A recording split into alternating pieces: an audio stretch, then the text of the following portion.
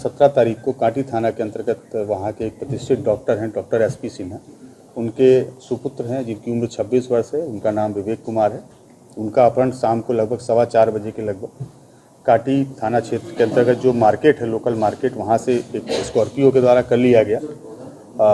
चूँकि शुरुआती स्तर में टोटली ये ब्लाइंड केस था और हम लोगों ने मार्केट में जो भी दुकानों में CCTV फुटेज थे उस पर काम किया। टेक्निकल जो हम लोगों की सर्विलांस टीम है उस पर भी काम किया और इसमें एक SIT पश्चिमी DSP श्री अभिषेक आनंद के नेतृत्व में गठित की गई, जिसमें कांटी के थाना अध्यक्ष संजय जी और DIU टीम के प्रभारी सोजाउद्दीन और उनकी पूरी टीम लगातार सक्रिय रही।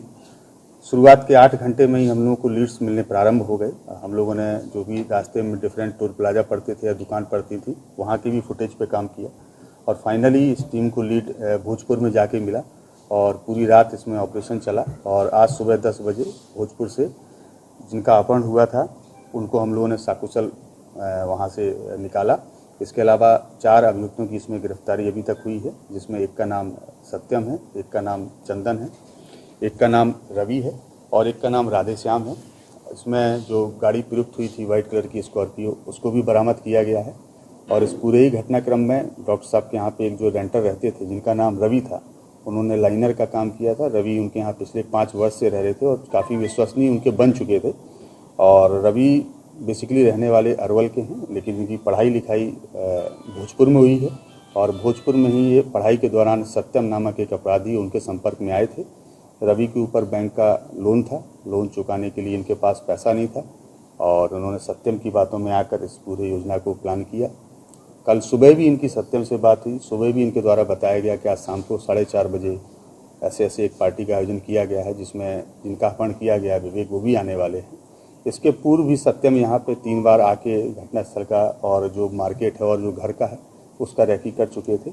इसमें एक अपराधी की और संलिप्तता सामने आई है जिनकी गिरफ्तारी के लिए हम लोग प्रयासरत हैं। कितनी की फिरौती की डिमांड की गई थी? इसमें डॉक्टर साहब को एक कॉल आया था शाम को, किडनैपिंग होने के 1 घंटे के उपरांत थी, जिसमें 30 लाख रुपए की बात थी। सर, कितना बैंक लोन लिया गया था? लगभग 1.5 लाख का बैंक लोन है जो रवि के द्वारा बताया गया है कि वो चुकाना था। इसके अलावा अन्य भी कुछ खर्चे थे और जो अन्य अपराधी लोग पकड़े गए हैं उनकी भी कुछ आवश्यकताएं थी, तो इन पैसों की आवश्यकता पूरी करने के लिए इनके द्वारा सबके द्वारा मिलकर इस अपहरण को प्लान किया। इन लोगों की सर योजना क्या थी? क्या फिरौती का पैसा नहीं देने पे हत्या करने की भी साजिश थी? इस तरह का सामान्यतः ऐसा ट्रेंड रहता ही है अपहरणकर्ताओं का कि या तो उनको पैसा नहीं मिलता है या फिर उनको लगता है कि हम लोग अरेस्ट हो जाएंगे, तो इस प्रकार से कठोर कदम उठा लेते हैं। लेकिन इसमें ऐसा कुछ नहीं हो पाया क्योंकि पुलिस तुरंत सक्रिय हो गई। जो अपहरण करता थे उनकी साथ समय गिरफ्तारी भी हुई, जो अपराध था उनको हम लोगों ने सकुशल बरामद भी किया। किन परिस्थितियों में रखा हुआ था विवेक को?